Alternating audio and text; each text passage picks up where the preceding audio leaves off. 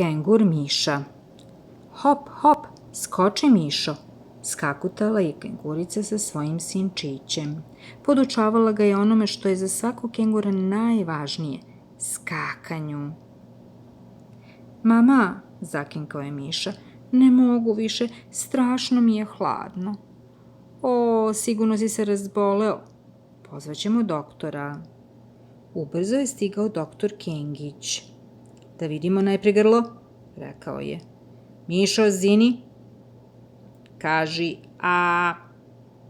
Miša je procvileo jedno a, koje je više ličilo na e nego na a.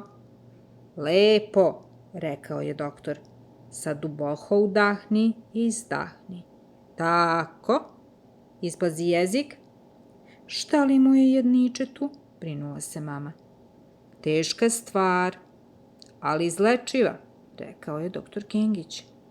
Miša boluje od razmaženitisa. Ju, zaprepastila se kengurica. Pa je li to mnogo opasno? Prilično, ako mu vi ne pomognete, kazao je doktor. Zdrav je Mišo kao dren, samo je mnogo razmažen. Kad je tako, odlučila je mama kengurica, onda odmah okrećem drugi list. Hajdemo, Mišo.